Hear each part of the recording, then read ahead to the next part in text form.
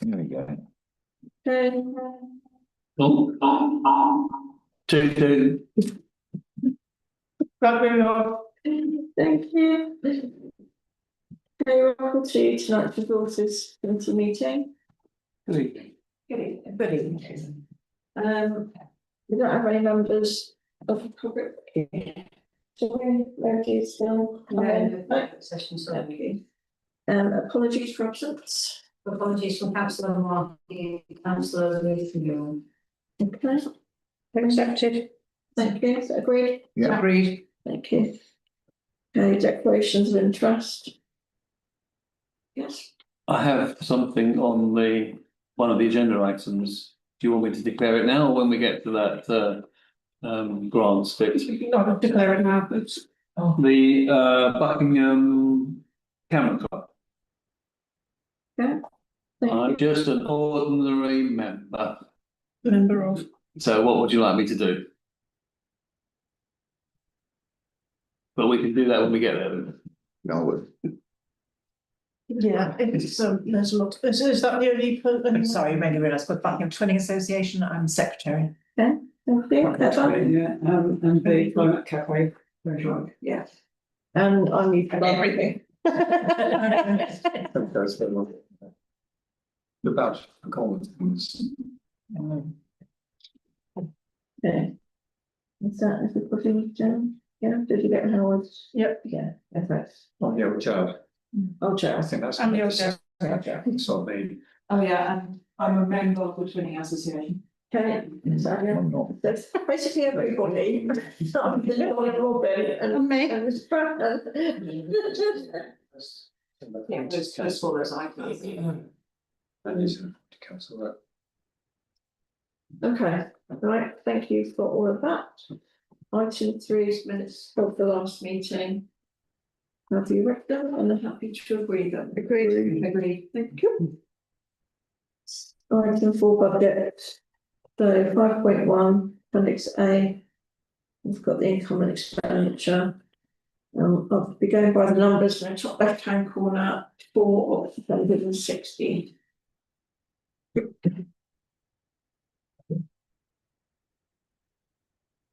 Page 5.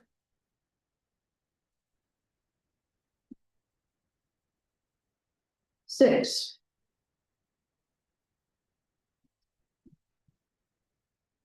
Seven.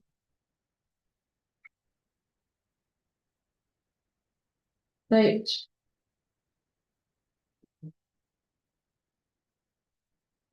Nine.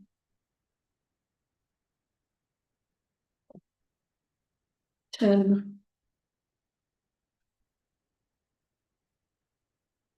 11.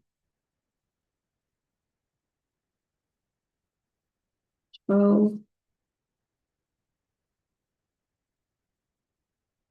And we've got appendix B, the purchase ledger invoice. Page 13. 14. 15.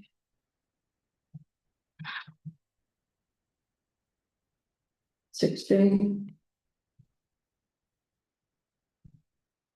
I have a question. Yes, and The items for the roof works on the community centre, I can't remember whether I've asked this before, but were there any extra costs accruing to the town council from the water that came through the roof when they were doing this?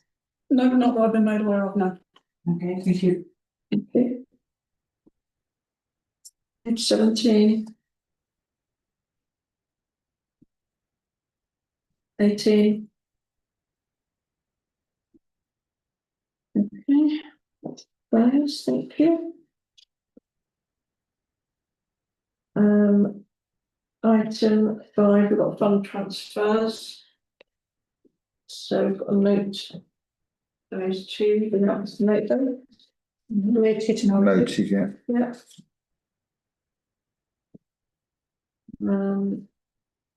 Item 6, quarterly banking, reconciliations. And just to note how we're just starting to, thank you very much. Item 7, insurance tender, and you've got a report with that one. So it's 2 recommendations. So it's recommended we accept bid at A for our insurance, and the second one is the committee decided if we wish to recommend an annual standalone policy for terrorism cover for 3 years to full council. Do you want to explain the 1.2 bit, please?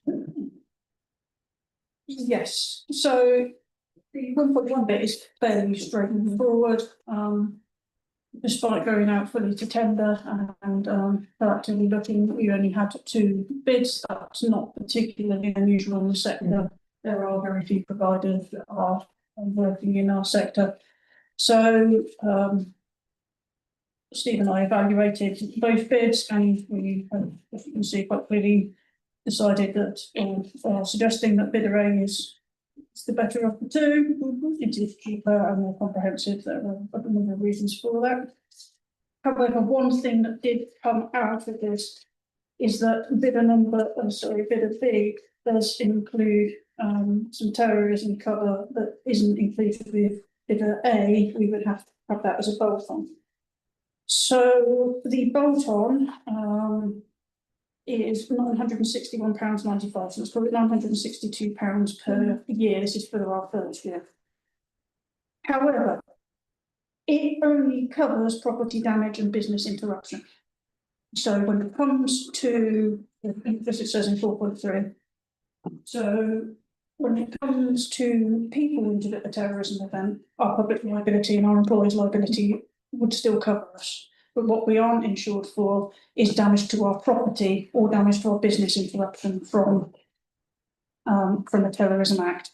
So the question is £962 worth, and that would be, as I say, for the first year. That's not fixed, so that will go up over the 3 years of the policy. For the risk that we think there is to our buildings. Our business interruption is probably less so. Obviously we'd lose, if something happened to Lace Hill, we'd lose out from hirers, but the amounts aren't necessarily substantial changes. It's probably very much that for our buildings cover. Yeah, Claire, when you say business interruptions, does that include if we're completely hacked and it doesn't cover cybercrime at all? No, that is because that's the biggest risk from sort of terrorism where we are. Lots of people have been had nationally with that type of terrorism. So it doesn't cover that, it only covers cybercrime cover. None of these policies cover it. There are hoops that we'd have to jump to, and quite a lot of money. It is something we have been talking about a lot in the office, about thinking about our exposure to that, and what actually our risk is. What data is it that we have that we couldn't live without it? I know these just hard copy backups and things like HR that we're looking at. But actually, a lot of our stuff is held by cloud rather. So it's complicated cybercrime, but for the purpose of this particular tender, we're not talking about cybercrime. No, I didn't know whether it was included right asked, but for the limited amount of money that it is compared to where it is, it seems silly not to do it.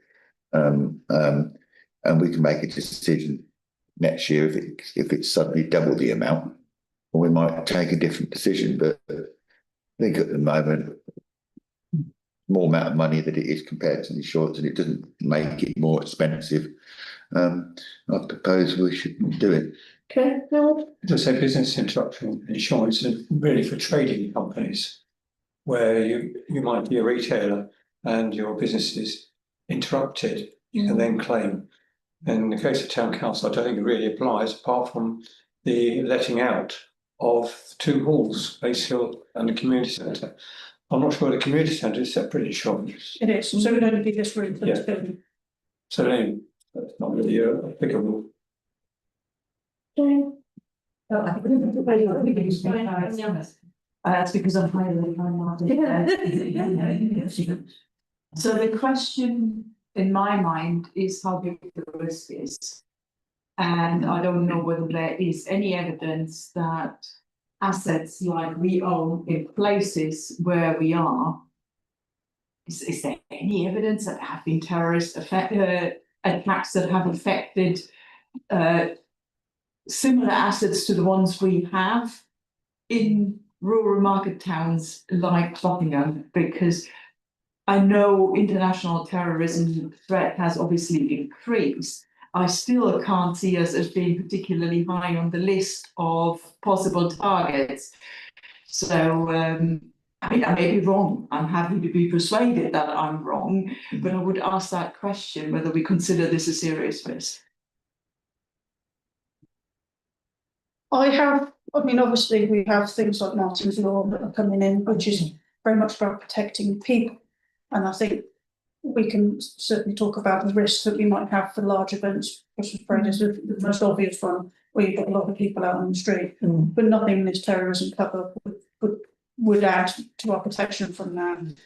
So really, I mean, if you're thinking about our major assets, we don't own our offices. We've got this building, we've got Lace Hill, we've got the depot, garage.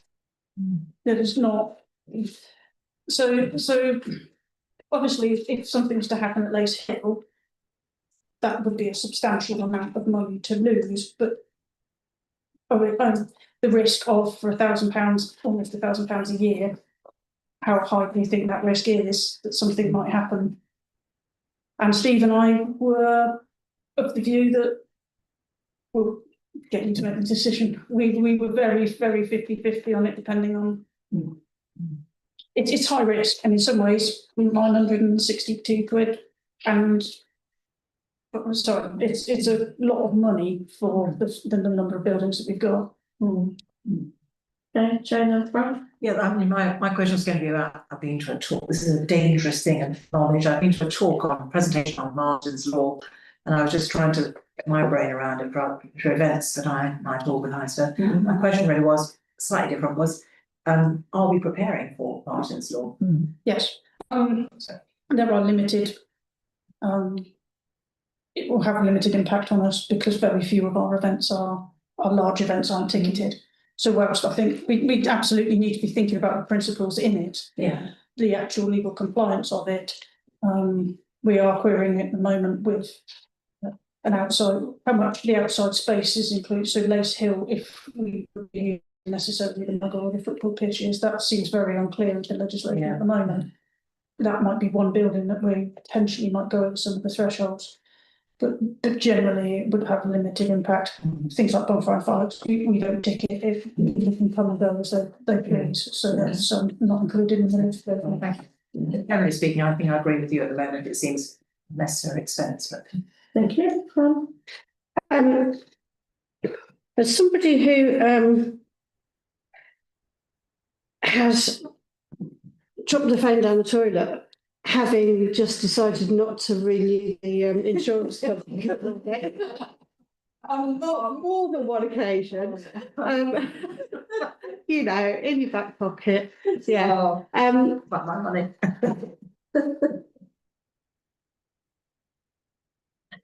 like insurance is what it is, isn't it? It's I think I'd be happier if we had it. Yeah. Especially in the current Exactly. current climate. Yeah. Personally. And then Howard? Yeah, well, thank you for that, because that's what I was going to say. If you'd asked me this question 6 months ago, I probably wouldn't have been so concerned. But we are in uncertain times. We don't know what the risks are. If we knew what the risks are, we wouldn't be sat around the town council meeting now, we'd be sat somewhere else. But all we can do is take decisions about what we've done. And if it comes out that we didn't take insurance out and it was flagged up at this particular time, and then 6 months down the line, it'd look rather twee. And on the basis that we can all, whatever, and everything you insure for is against something you really don't want to happen. So the principles of having this insurance is identical to the things that you don't want to happen. You're not insuring because you want it to happen, you're insuring because you don't want it to happen. So I'm very happy if we do vote on it to record the vote, because if it all goes wrong, we'll have a record of what we decided. Okay. I think one of the problems is that when it comes to terrorism, it has to be a designated act of terrorism. Because the insurance companies would say it's not terrorism, it's an act of vandalism. And therefore they can pay out under that section. That's what often happens. You pay the premium and we find a way of getting around it so they don't have to pay out. There are certain designated acts of terrorism. Whether we fit in one of those sort of tax base or like that. If it's not an act of terrorism, then I'd expect our policy to apply as normal. Yeah. Vandalism, that's what I was going to say. Heather. I guess it depends what the cost would be in the event that there was a terrorist attack on whatever is our most valuable building, which is presumably Lace Hill Community Centre. And whether we could cover that if we had to. Because my dad always used to say, don't insure something you can afford to replace, because the insurance company is making money out of you, and you know there is no need if you can afford. But obviously, if it's your house, you need to do it. If you cover, you may need to do it. But if it's some smaller item that you could just replace if you had to, then it's not worth it. Yeah. Okay, so we've got a proposal on the table. Is anybody going to second? I proposed it first. I know you did, Robin. I know that you proposed it. What you just said. Yes. Thank you, Fran, for seconding that. And we've got a recorded vote today that was going for hold on. If we go to go 1.1 first, the full council accept bid at A. So those who agree to go bid at A. It's unanimous, thank you. And then 1.2, terrorism insurance. Those who agree. That's me, Fran, John. You got your hand up, Anya? No, Robin, and that's it. So that's 4-4. Well, you need to ask whether people abstain or are voting. Yeah, I'm just making sure that you have that down. Yeah, We've got 4. We've got the names because it's recorded vote. Yeah. Sorry. I've got Councillor O'Donoghue, Councillor Davis, Councillor Harvey and Councillor Stutchbury for 4. Yeah, thank you. Those against? So we've got Jane, Heather, Martin and Howard. And Anya. And abstentions? Oh, thank you very much. 5 against. Okay. Right, so that one falls. Thank you, that was a good conversation. And we can look at it again next year.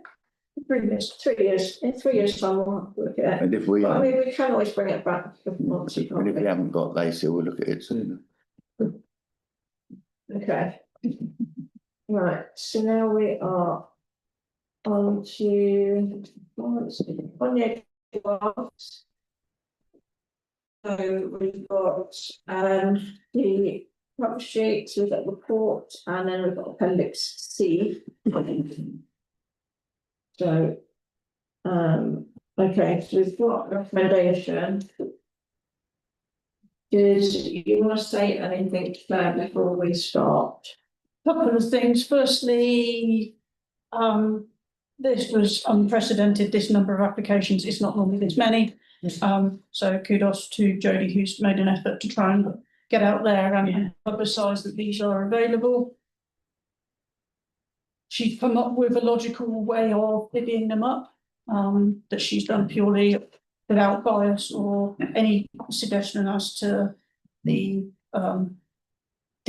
not eligibility, the worthiness of the grant. She's looked at it in a very numbers-based way. By the policy as well, hasn't she? And by the policy, and come up with a logical way of dealing with these. Yeah. What I would say is that we're in a little bit of an awkward situation. It sounds like there's quite a few members who have some form of an interest here, and the problem with taking from some and then giving to others, we need to be a little bit careful about how we do this so that it doesn't look as though members are attempting to influence somewhere. So I would be interested again as to whether or not members feel that their membership would be a pecuniary interest or a personal interest. Fran?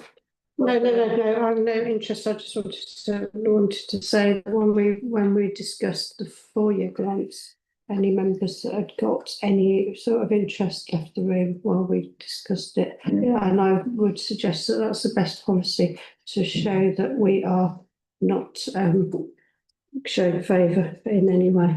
So no, I did, but I'm a member of staff getting paid from that place, so that's why I left, but. Definitely, well, in my opinion would be a peculiar interest. From Absolutely. my slight concern is that if all of you might not be. Well, we'll deal with that. Yeah. Okay, well then. I concur. One at a time, isn't it? Yeah, I concur with that. We're dealing with public money. The people who sit here could be presumption that if they vote or take part in the conversation, they're over it. It's unfair on them. It's unfair on the other people as well. So, and I think you leave the room and you come back in for the next one, and we have to do that for all things. So, yeah. And if we aren't quorate, we'll then discuss why we're not quorate and deal with that then. Okay. I wonder, I don't know if we have to do that, if we consider them as sort of blocks of, there are, I don't know, 8 new applicants, there are 9 existing applicants, and there are 2 that have been ruled out for one reason or another, and another 2 that have been ruled out for something else. If we do it collectively, do we have to, if we have any interest in any of those, do we have to look at the entire session, or is there some way of breaking it up so that we're only out of the room when our particular lot is discussed? Because I mean, we're not going to do 21 after each other, are we? Or we're going to, are we? Because if we do that, I suppose you raise. I mean, the problem is that if you're voting towards, or you're putting a suggestion forward that one organisation doesn't get theirs, then there is an argument that that increases the amount available to one. Okay. I suppose I could ask really, do members have any strong feelings about not going with what Jodie's recommended? Because if members are minded to just go with the recommendation, then to be honest, you've not really had any influence, or there's no. Got you in a minute, hold on. I just wanted Claire to finish speaking. Yeah, you done? Yeah, I've a feeling that questions are going to come my way, so I will pause and wait and see. Okay. John? I'll do what Claire said, basically, is that if we take it on block from the recommendation, I think we can all vote on that. It's only when we start getting into the detail, is this going to get complicated, people living and leaving and returning to the room? If we go through this line by line, we're going to have to do that. If we say, yeah, Julie's done a fine job, seems to be pretty fair, let's just go for it. I think we can all stay in the room, vote for that and get done in about 2 minutes. Robin? I'm very happy to set for that. If you're proposing that, I'll second that. Yeah, because I don't think there's anything on here that Jodie's done that I've got any great argument with. I think it's very fair, and we'd have probably discussed it for an hour and come to the same conclusion. So I think it's very fair. So I'm happy to second that, John. Martin? Well, to say likewise, really, I went through without looking at this Jodie's list, and I came to roughly the same sort of conclusion, really, but it wasn't a straight 50% numerical thing. But in essence, it came out to the same. So again, I may not agree with all of it, but I think this is an absolute good way forward. It sets it out in stone. There's no bias at all. So, and it was done by a staff member based on the figures. So, Policy. I think it's good. Yeah, exactly. Yeah.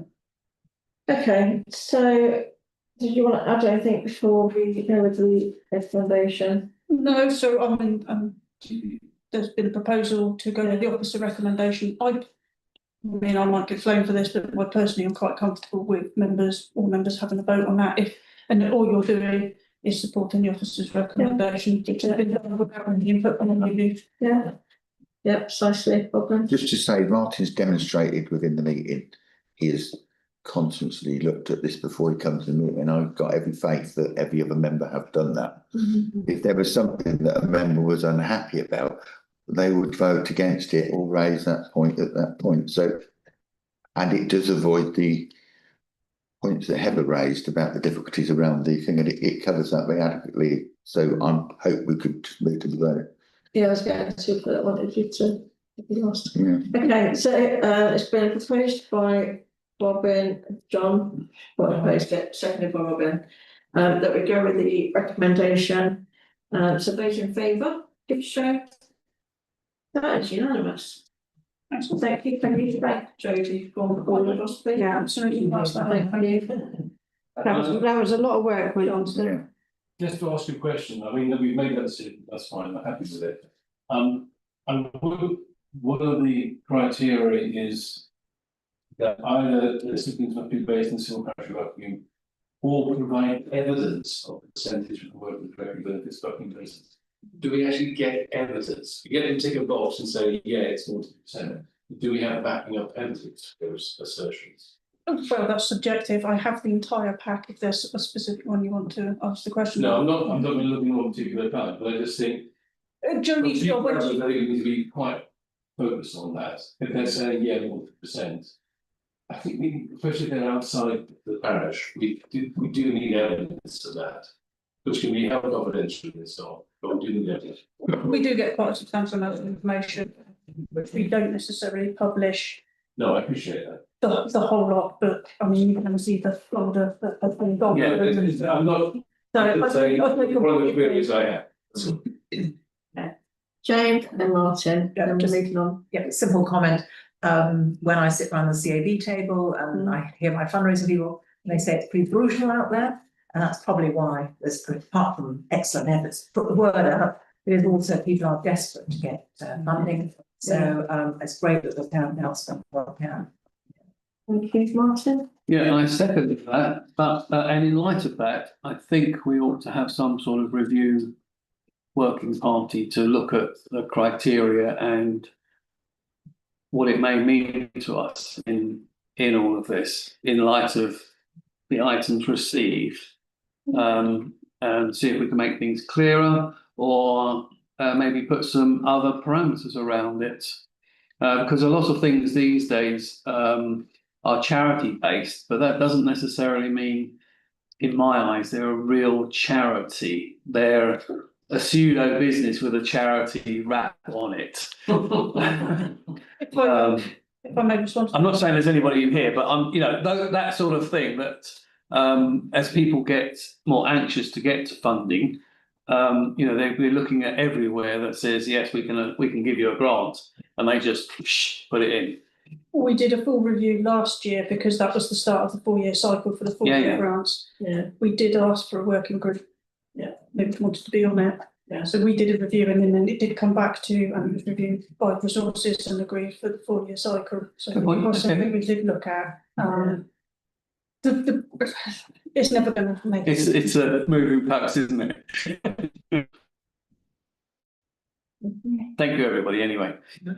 Robin, then I mean, the only thing is that town clerk said we did have the opportunity to review this last year. So we're discussing it, and we didn't discuss the things today. Why would we review it? I think we could ask that if there's anything significant that comes up in advice and legal advice around these things, that we then come back and review it based on good policy, because some of this stuff is subjective and opinion, isn't it, about stuff, and that's what councillors are good at, subjective and opinion about things. So I think that we've got through it. Now, the only thing I would say, Could I just, in answer to your question, the problem we are is that we've signed a contract with the 4 years, especially we signed a contract with them now, so it's very difficult for us partway through the cycle to then change the rules. So we would normally be looking for the next 4-year cycle to have the only thing that has always crossed my mind, and I don't think we're fortunately in that position, that we are budgeting to put £10,000 into grants. So we're already budgeting to spend money on external things before we effectively set our precept. So if we get to a situation, who knows, in 4 to 5 years' time, that for some reason we couldn't do something, that would then have to be reviewed, because you couldn't say well, we're going to give the money to all these outside organisations and not fund something that we're responsible to. That was pretty bizarre, because your first duty is to fund your services and your people and your staff and what you do. So I know it's a small percentage of the actual precept now, but it will grow as the precept grows, and it'll become a larger amount of money. But it is a curious thing that we inadvertently agree that we will set amount aside for budgets. And that's the thing that I'd want to discuss is, have we got that right? I don't think we're at the point where we need to discuss that, because it's never puts the budget, the precept up beyond what it needs to be. If we had a particular thing we needed to fund, and we had to find £10,000 for it, and then we'd have to put the precept of an additional £10,000 to find it. I think that's something when I think we need to discuss it, but I don't think we're there yet. Okay, so your concern is not for us getting in more applications and us wanting to spend more money on grants. If we've said £10,000, that's what we're going to put out for grants, but now we've got to find money ourselves for a building or something, then we could have actually used that 10 grand. And so that's kind of where you're sitting on it. I think that is a conversation which doesn't need to be had today, but if it became an issue, I think that's a conversation we have to maturely have. But discussing it now, I don't think we're there, so we're fortunate that we can carry on as we are, but one day we might not be. Thank you. I suppose I was thinking, how will we avoid being in, or try and reduce the chances of being in the same situation next year and only maybe having 30 applications or 40, because as James says, the community boards aren't funding anything anymore, and hardly anybody else is. So I think we can only expect this to grow. A lot of the applicants were previous applicants, so now we've got at least 20 that will be previous applicants that are probably going to go in for more money. So one thing I thought we might do is make it clearer that we're not expecting people to ask for 7,000 or 6,000, 4,000 pounds in a 1 year grant, because the policy says quite clearly it's typically 200 to 2,000, and yet people seem to go for two, 3, 4 times that amount. And I don't know if they're not reading the policy, or they're just trying it on and expecting it to be cut back to some sort of more manageable thing, which they would have been happy with in the first place. But somehow I think that message needs to be communicated harder, because otherwise, some of these people, even if you gave them 20%, it would still be quite a bit of money.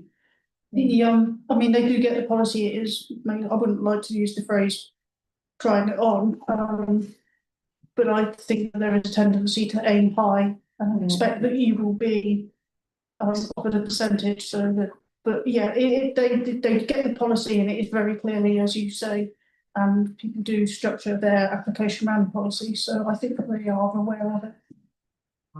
The figures for question would suggest they're aware of it and they're pushing it, or they're not aware of it. John? I think we circle back to Martin's point. I think it would be a good time to review the policy, because we have got a number of years left of this current council. And I think if we do something over the next year or so to have a look at it again, maybe get the point that Heather's said, then it would be no bad thing. So I would second the proposal that we ask the town to come back with a report or a suggestion for a working group or whatever seems appropriate for us, for a smaller number to get together and just look at it. But I hear what you say as well, Rob, and it's a point you make almost every year. It has never come to that point.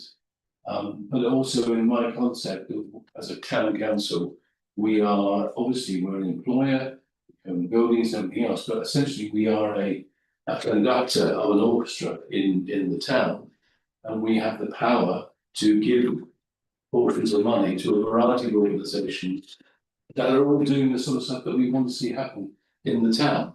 And I think to see somehow it being not the town council, I think giving grants is very much of what a town council should be doing. It is one of the ways in which we actually make the changes that we want to see in our community. For me, that's a different way of thinking about it. But that can all be encompassed within the review, perhaps, of the policy. I'm seconding Martin's proposal that we have some time on this. Okay, I mean, just to echo what Claire said, an email went out not that long ago asking for a working group to discuss the grants and do reply. So it wasn't that long ago, an email went out, so she has tried. True. Okay. Anya and then Jane. I think we should try and review it closer to the time when the 4-year grants are running out, at least halfway through. So I think this year would be too early to do this. Yeah. Makes sense that in the 3rd or the 4th year of the current 4-year grants, we do revise or review our policy. But we don't want to be reviewing it on an annual basis, particularly when we've already given the 4-year grants, which is the biggest sum of it. I believe the fact for the time being, we probably just need to manage the fact that people will be applying to a large, there will probably be more applications because it's not, as Jane and Heather have already said, one of the few places that people see, but it's also obvious, if you're putting in a request for something that's clearly outside of the purview, or then you're not getting anything. So yeah. May I also point out, members do have this amount is set as part of the preset process, and obviously this committee puts their recommendation for how much they want that amount to be to the precept meeting. So there are opportunities if you want to increase the amount. That's part of the part of the way. Okay, absolutely. All right, Jane, then moving on. Just very quickly then, just looking at some of those on the list, I'm thinking, oh gosh, we should have made it. We obviously did make it clear that it's only 250 to 2,000, but obviously people aren't reading it, and that's their fault. And in this hard work of fundraising, we should have got it right. I'm just looking at one I recognise. I mean, how the heck did we put that in? But it wasn't. Anyway, there you go. And it wasn't me. But the other thing is what's happening in the outside world as well, which is that people look at your overall turnover. So people are funding smaller charities, and I speak on behalf of what has got to be slightly larger charity now in the civilised world. That they keep on reducing the threshold. So it used to be £1 million, then it was £500,000, and everything. So there's all sorts of changes going on out there. So there will be time, and it'd be an interesting review to have. Yeah. But at the back end. Okay, thank you. That's good discussion. We did have a proposal for obviously you can't put a proposal on that vaguely did Martin did have a proposal presumably to bring a report to a future meeting on it. Yeah, within the next 2 years. So that would need, it was formally proposed and seconded, so I've made a vote, Chair. Okay, so we'll vote on that within the next 2 years. Sorry. I'm suggesting, is that okay with you, Martin? That's not. Yeah. That's not on the agenda. You can't just pull that out. But No. you can request a report to be brought to a future meeting to the. Oh, right, so not the time still. Okay, all right. Not, I mean, what can we, basically, you can say you want me to bring a report to the next meeting so that this matter can be discussed at the next meeting. Double declutching, basically. Yes, please. Whatever, it's fine. Yeah, so put it on the next agenda. No, that needs to be voted on. Okay. Martin has asked for a report on, ideally on the next agenda on this matter. John has seconded it, so it is for members to decide if they want me to put a report on the next. Plan on the page. Right, No. so those in agreement for a report to be brought back to Next Resources on how a working group or similar can be set up to discuss the future of our grants policy. Yeah, okay, those in agreement. Report. Okay, those who don't agree. Okay, no abstentions. Right. Well, you run into the same confidentiality problems you run into before. Okay, all right, so we now have item 9, we've got policies to receive a report about the pensions auto enrolment policy. So we've got a report and we've got a recommendation that we agree the revised wording of the pensions auto enrolment policy. Fran, first? I propose that we agree to the recommendation. It seems to be entirely sensible to me. I can't see any issues anywhere in it. Okay, I'm going to go around the table. So John and then Anya. And Yeah, Ben. I agree. I've looked at the changes that we've proposed since resolution, which is disposed of. Okay, Anya. I was just going to second it.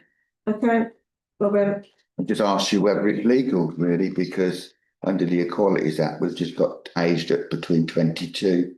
And so we could want anyone who worked for us as under 22 isn't included in this policy or in this paper. If I can be explained why that's different, because we should encourage people to start pensions as early as they possibly can, unless it's sort of commonplace that it's up to 22. It's just at 22 to state pension age. I started work at 16. I believe that that's the law for auto enrolment state. It's based on university age, isn't it? So that's the law for it. Okay, so we've got a proposal. So just a small point, are we allowed to suggest minor changes in wording, or do we have to pick it all out? Because I don't think it really scans at the moment, the first page. It's a bit in blue and yellow, so it says effectively employees of the council that are eligible job holders will be, is working or ordinarily works, has qualified above the wording just doesn't work in that paragraph. I think Steve has used the standard text, so it's employees of the council eligible job holders will be aged between 22 Yeah, the and first say line is 29. fine, it's the next two lines that don't It's work. will be is, yeah, it will be. In that. It's working. It just needs a little bit of wordsmithing. I'm No, not suggesting that the meaning needs to be changed, but I just don't think it works at the moment. Okay, how about then I suggest that I'll ask Steve if it is standard text, that boilerplate text that he's taken from somewhere else, and if it is, that we keep it the same. If it is his text, then I will ask him to make some grammatical amendments to tidy up a little I bit. think we need to take out the will be, put it at the beginning of age, and then the rest works. So I think it's moving two words from one place to another, and it shouldn't affect any standard text. Okay, thank you. Right, Robin. Yeah, I still turn to. I don't. I may have read this before. It's only that it's been penned out that maybe it stuck out to me. I find it really strange that we would have a policy which would preclude someone who may be married with children or whatever. And if it is national law, perhaps we should take that question up to say, because the minimum wages and everything else seems to be coming in at a young age, and the idea that young people wouldn't be able to start their pension sooner they started, the better they'll be when they retire.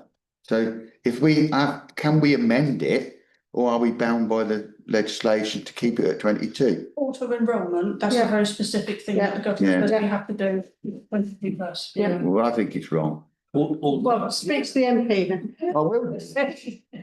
But then they have much better pensions than we do, don't they? Absolutely. John. This is auto enrolment. This doesn't Yeah. stop somebody from 18 to 60 Yeah. starting their own pension scheme. Yeah, It's only absolutely. about auto enrolment. Correct. Okay, so we've got a proposal on the table. Yeah, that's the misnomer. They're not paying into the same level of pension scheme protection again. Having their own pension scheme is not the same as paying into this scheme, which is underwritten scheme that we've got. So They can still choose. thank you. That's what I wanted to hear. They choose it, but But starting another one and then coming to this, I don't think that's right. Yeah, but it's not been our purview to change that. But as long as they know they can join it. Yeah. All right, so we've got a proposal on the table that we go with the recommendation. Those who agree, please show. Okay, that's unanimous, thank you. Just keep back up to the top. 1 second. Photographic and filming policy.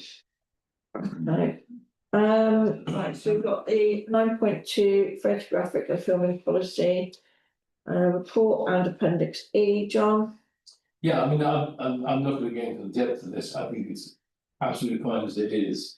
But I did note that the pancake race, Zoe was asking parents for permission to photograph their children, and she was getting no answers from the parents. So I don't know whether we need at some point to have a more detailed look at this as to whether we just, I mean, we talked about it, she and I think photographs ended up just being taken put back.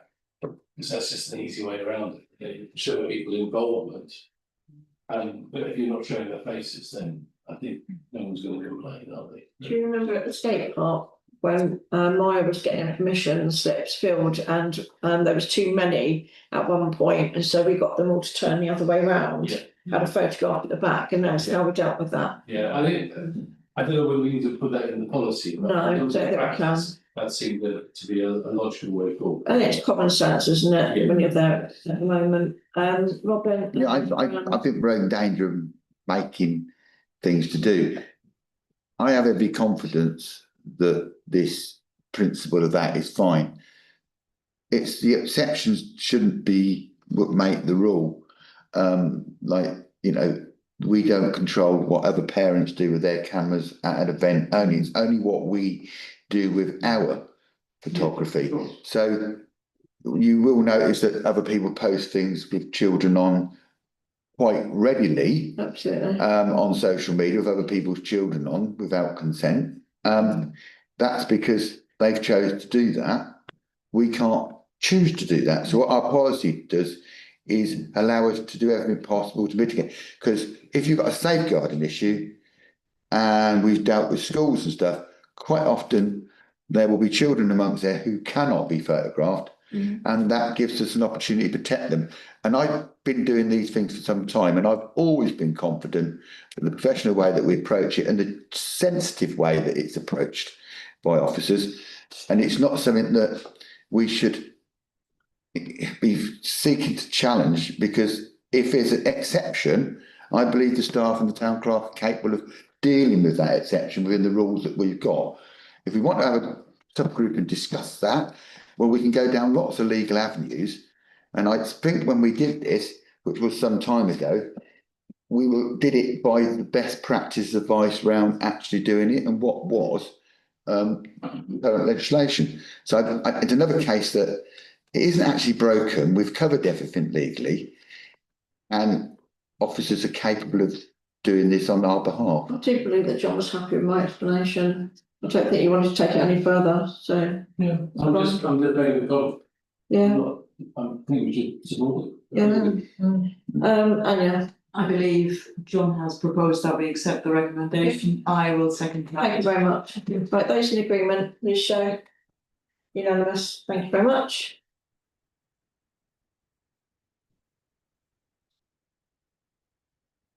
Okay. Can you thank Steve for those two reports, please? I will do. Thank you. Right, item 10, investment strategy policy and annual investment strategy. We've got a report from Claire and Steve, and then we've got appendix F and appendix G. John and then Anya. I propose we accept both recommendations and take them one at a time if necessary. Thank you very much, Anya. I will second that. Thank you. Robin. I'm happy to go through with it, but the thing is, what we are learning when you audit sections of accounts and stuff is that just when you think the world's becoming more settled, it becomes financially more challenging. So I'm sure we're going to go for another row of financial challenges now. But this was written in good faith, so accept it. But I bet we're going to be looking at all these things again. As what's going on in the world today is going to put all the costs up, isn't it? Okay, thank you, Martin. It's not really an issue, it's a wordsmithing thing again. When I saw all the policies was in the reference at the top block that has now been added, which is great for going on to our silver, gold, bronze, platinum status as well. We need that. It says in this particular one, resources to FC. And it's just another abbreviation, which is not actually spelled out anywhere. Okay. I didn't know whether it needed to be spelt out for other people looking at our policies. What the heck does that mean if they couldn't work out it meant full council? And sometimes it's clear to us because we're involved in it, but it may not always be. Yeah. Something. It just needs, you know, maybe the full council written out at the bottom of an asterisk or something, because it won't fit in the box. Just say FC and then bracket full council, and then just do that once, and then you can refer to it as FC. Well, no, because it's only at the top of each policy, so you couldn't, you know, you'd have to be on each policy, you see. Yeah. So. Well, let me clear that with the office. Thank you, Mark. Yeah, that was all. It was just, you know. The next one, I presume, say, all being well, May 2025, full council. Agreed. Yeah. Okay. Yeah. Okay, I will It probably, was, we'll make the box bigger. it's dotting the i's and crossing the t's. So you're right though, because I remember the public might not know that, we do, so Yeah. I've got a valid It point. should be excellent. Yeah, thank you. Okay, so we've got recommendation 1.1. That we review and agree the investment strategy policy and recommend it to full council. And 1.2, the annual investment strategy and recommend it to full council. Been proposed by John, seconded by Anya. And can we take those on block? Yeah. So those who agree, please show. It's unanimous. Thank you very much. And thank you, and thanks Steve for that, please. Okay. Updates from RECT on outside bodies. Do we have anybody that would like to update us on anything? Robin? No, you just say that Buckinghamshire Council set its precept, turned down an amendment to put more money into potholes. Apart from that, nothing. Okay. Thank you. We'll just literally shovel it in the bottle. No, an amendment for £5 Make it million. stronger. To spend more money, which was £5 million on potholes, which was the identical amendment was put to 2024 precept, but it was turned down because it came from a different direction. Okay, thank you. Those plastic tins last a long time. Right, so we've got item 12, DBS checks on councillors. We've got a report from Claire. Anya. I think this makes perfect sense to me. It is entirely with what I felt when we originally talked about this. I propose that we accept the recommendation. Thank you. I was going to say virtually exactly the same thing. Yeah, same words, not necessarily in the same order. I'm seconding it. I am seconding it. Yeah. Robin. For the sake of thanking the officers for doing the report, I raised my concerns about where we ought to do this. I'm grateful for the report because if something was to happen, we've discussed it, made a recommendation and looked at everything, which shows due diligence on it. And whatever we do now, we agree or don't agree with the recommendation, we have gone through the process, which I think is start off in. Thank you. Okay, so the recommendation has been proposed and seconded. Anya and Fran. Those who agree that we go with recommendation, please show. That is unanimous. Thank you very much. And thank you for doing that, Claire. Martin. Do we have to forward this to full council so that everybody knows? Is that something that people would like to know as all councillors? I think as the recommendation is not to put forward and to change it, I think that this committee has, it would have been this committee making a recommendation to bring it into full council, so I think it should stay with this committee unless you wanted to bring some, to change the status quo. I was just thinking for information for our councillors, that was all. Okay, Robin and Fran. Well, actually, it just goes to the full council because you can sit there and read all the minutes of the committee. And then if you want to ask questions of why not, you can. And that facility is already there with every committee that any councillor can question any other committee's minutes and ask them why they did this. Because we choose not to do it, but that's what you can do. Fran. I was going to say more or less exactly the same thing, not necessarily. Well done. Good. Okay. Right. I'll lengthen it out to at least an hour. We've got some confidentials to do as well. So where you'll get your hour. Action Appendix H. Has anybody got anything they want to raise on the action report? Just happy to note it. Yeah, Yeah, no, Noted, thank you. yeah, Yeah. thank you very much. Oh, the speaker at the top.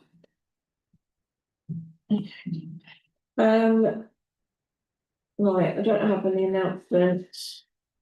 Date of next meeting, Monday, 27th of April.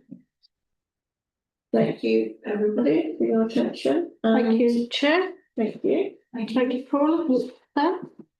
And members agree that we go into private session now.